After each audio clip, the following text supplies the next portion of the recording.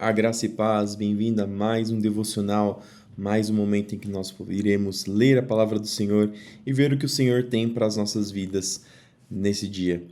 Eu quero começar já com uma oração para que Deus possa nos abençoar nesse momento.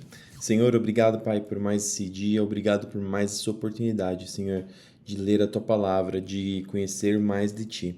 Abençoa para que nós possamos ler essas passagens e para que as Tuas palavras, o Teu querer possam se iluminar em nossos olhos e em nossa mente, Senhor, para que nós possamos ser guiados pelo Teu Espírito na Tua palavra. Isso que eu te peço e te agradeço, em nome de Jesus. Amém. E nós vamos continuar aqui em Êxodo e nós estamos ainda recebendo, Moisés ainda está recebendo as instruções do Senhor. E Êxodo 30, a partir do 11, diz o seguinte: Então o Senhor disse a Moisés: Toda vez que você fizer o censo dos israelitas, ou seja, a contagem dos israelitas, cada homem que for contado pagará ao Senhor um resgate por si mesmo. Com isso, nenhuma praga ferirá o povo quando você o contar. Cada pessoa contada entregará uma pequena quantidade de prata como oferta sagrada ao Senhor. O pagamento corresponderá a meio ciclo, com base no ciclo padrão do santuário, equivalente a 12 gramas. Todos os homens de 20 anos para cima entregarão ao Senhor essa oferta sagrada. É interessante esse trecho aqui, porque isso remete a um outro trecho lá no Novo Testamento. No Novo Testamento tem um momento em que Jesus fala para Pedro pegar um peixe e dentro do peixe estaria o dinheiro correspondente ao imposto que tanto Pedro quanto Jesus teriam que pagar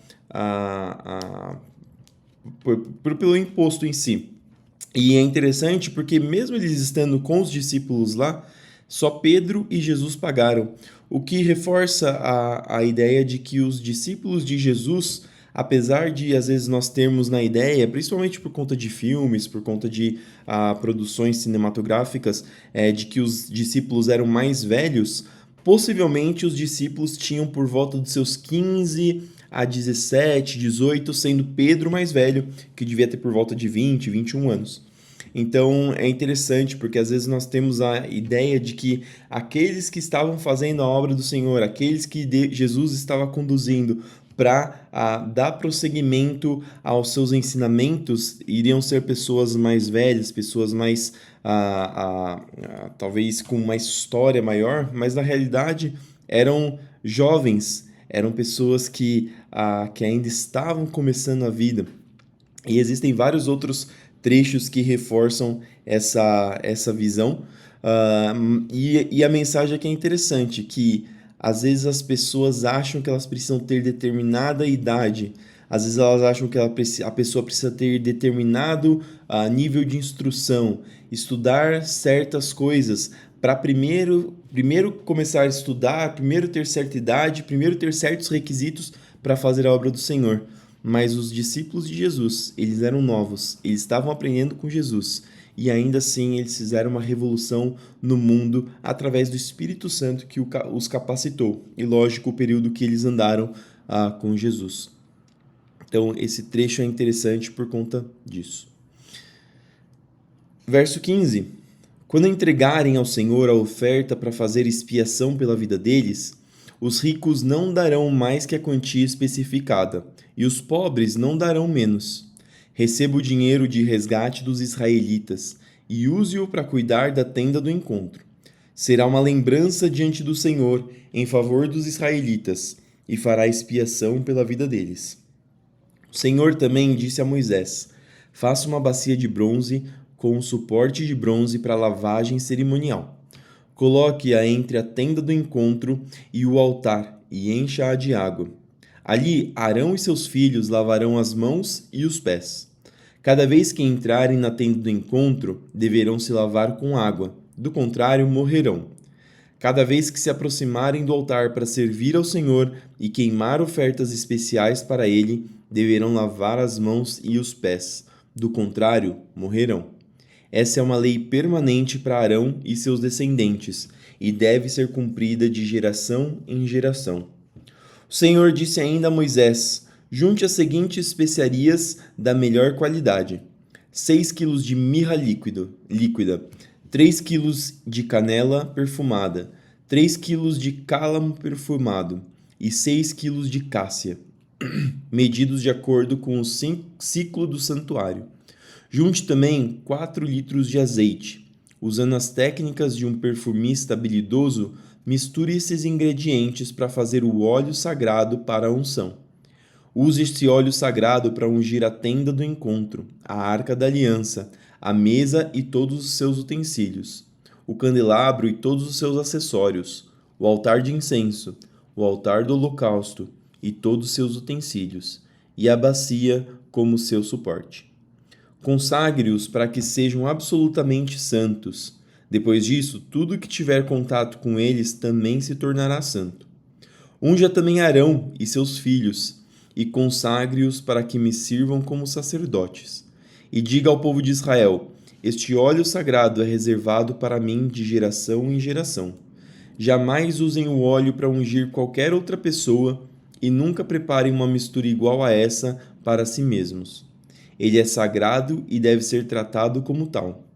Quem preparar uma mistura igual a essa ou ungir com ela alguém que não seja sacerdote será eliminado do meio do povo. Em seguida, o Senhor disse a Moisés: junte especiarias perfumadas, gota de resina, conchas de molusco e gálbano. Misture-as com incenso puro, tudo em quantidades iguais.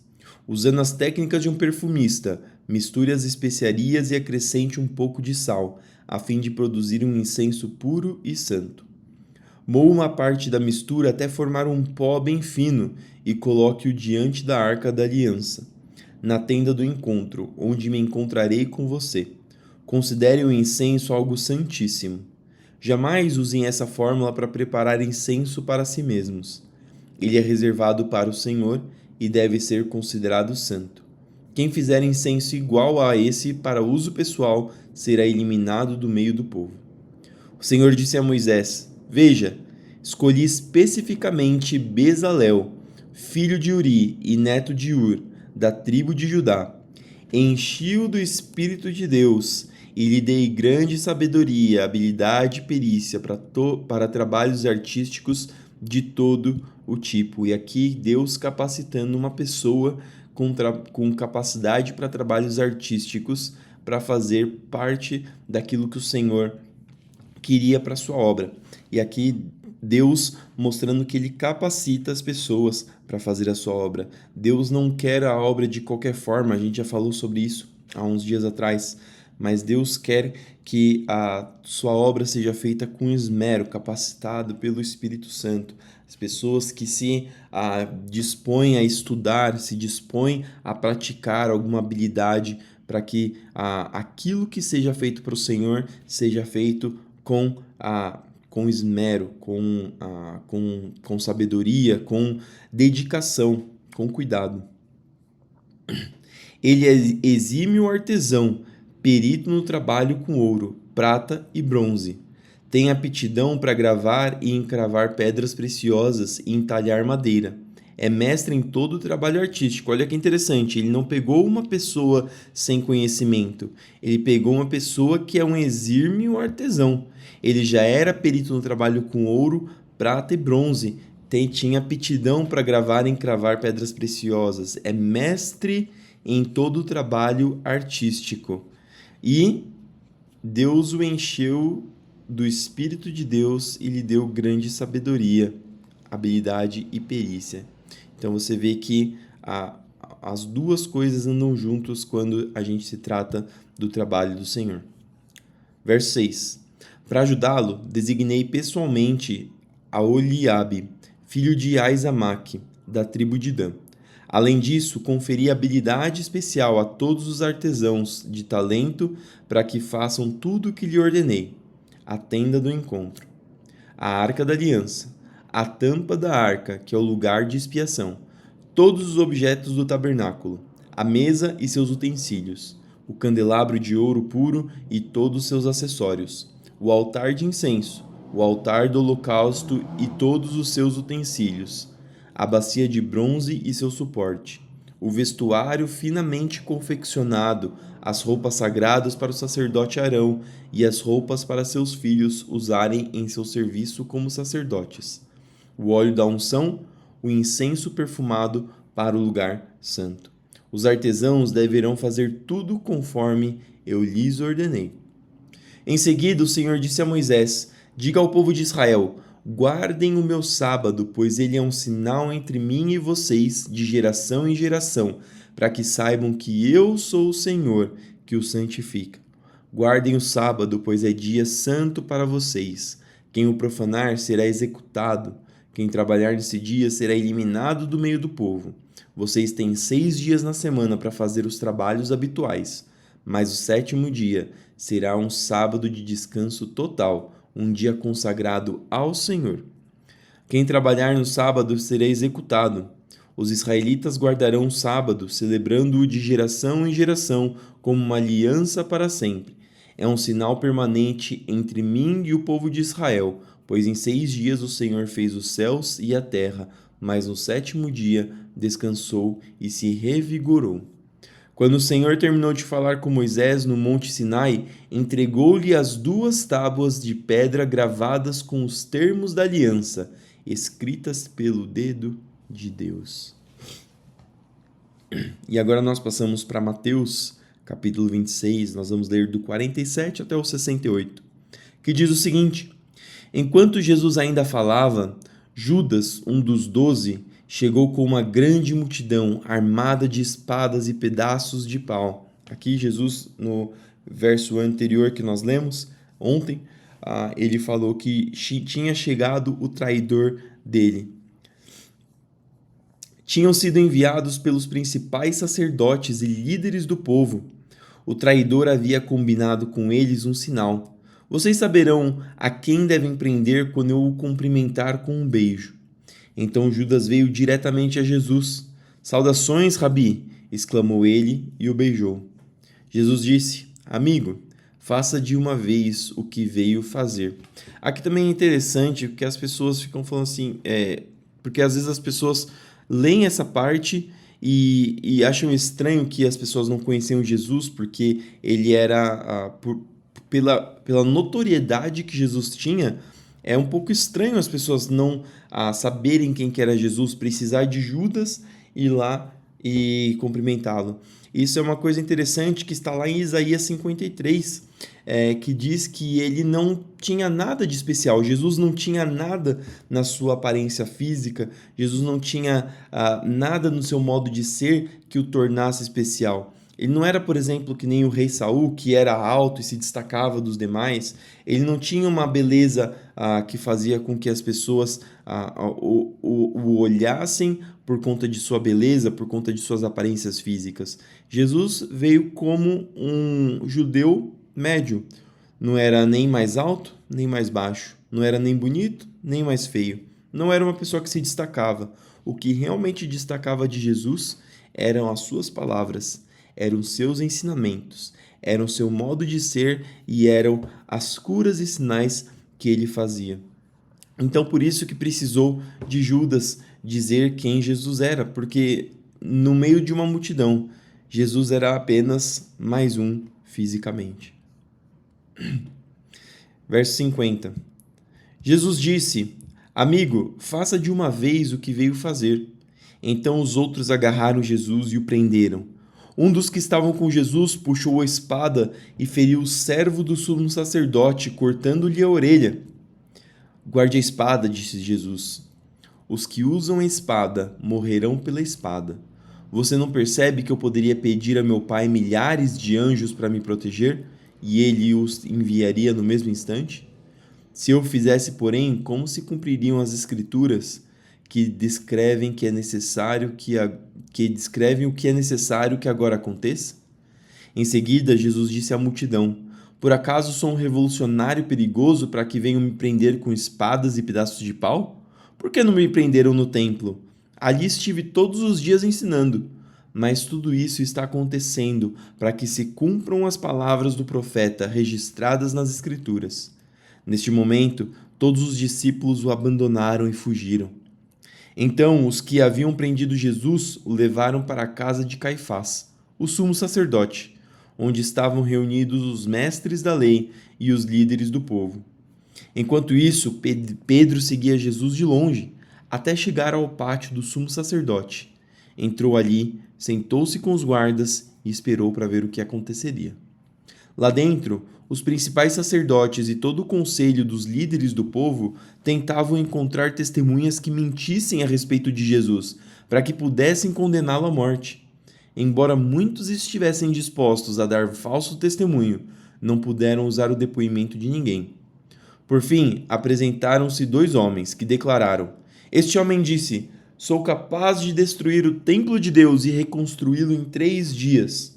Então o sumo sacerdote se levantou e disse a Jesus: Você não vai responder a essas acusações? O que tem a dizer em sua defesa?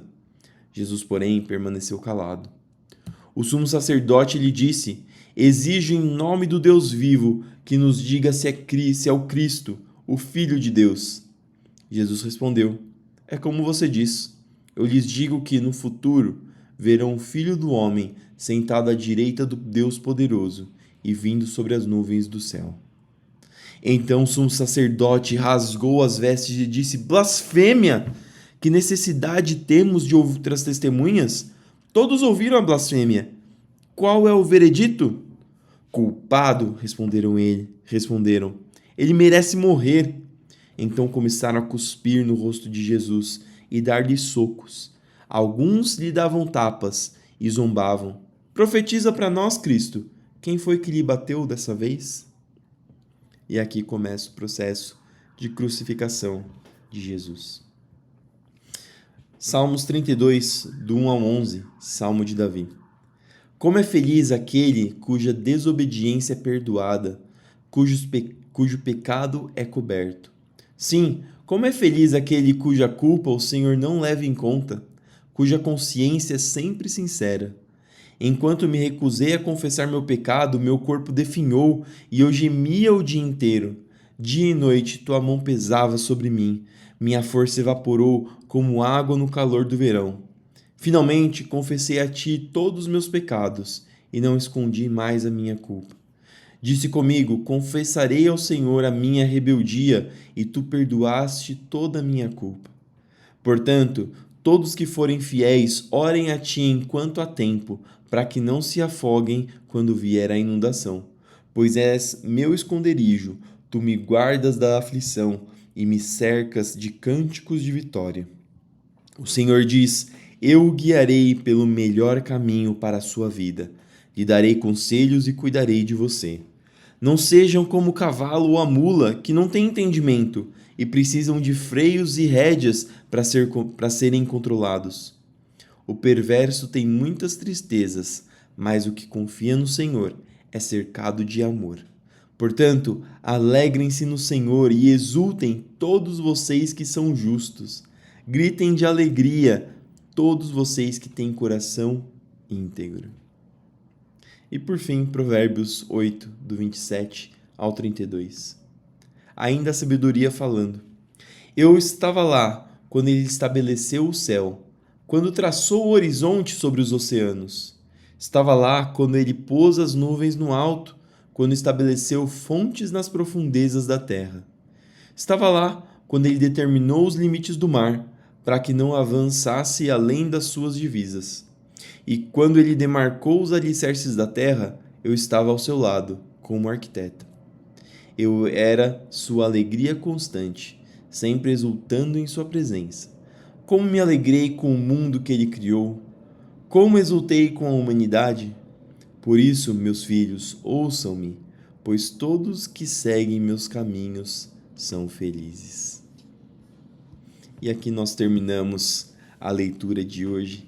Espero que essas palavras possam ter encontrado abrigo no seu coração, para que essas palavras frutifiquem e deem muitos frutos que vão ser refletidos em ações. Vamos fazer uma oração para terminar mais esse período de devocional. Senhor, obrigado por essas palavras. Obrigado porque o Senhor nos deu a oportunidade de estudar e refletir na sua palavra. Abençoa para que nós possamos, durante o dia, continuar, Senhor, pensando, refletindo sobre essas palavras e entendendo cada vez mais sobre Ti, para que essas palavras venham se firmar em nosso coração e nossas mentes e para que o Teu Espírito nos lembre delas quando for necessário. Senhor, fica, Senhor, conosco mais esse dia, no nosso trabalho, nos nossos estudos, nos nossos afazeres domésticos, em tudo que nós formos fazer, para que tudo que fizermos seja para a Tua glória. Senhor, abençoa aqueles que estão doentes, aqueles que estão desempregados, aqueles que estão necessitados, para que o Senhor seja com eles, trazendo cura, abrindo portas, trazendo libertação, trazendo refrigério para a alma. Senhor, renova as forças dos que estão cansados, para que nós possamos continuar fazendo a Tua obra. Proteja-nos, Senhor, de todo o mal durante esse dia, durante, Senhor, a nossa semana. Isso que eu te peço e te agradeço, em nome de Jesus. Amém. Amém, que você tenha um dia abençoado, que você tenha um dia cheio de vitórias e que Deus possa estar te guiando à sua frente, aonde quer que você vá. Lembre-se, tudo que nós fizermos, que seja para a glória de Deus. Fica com Deus, tenha um dia abençoado e até amanhã para mais um devocional.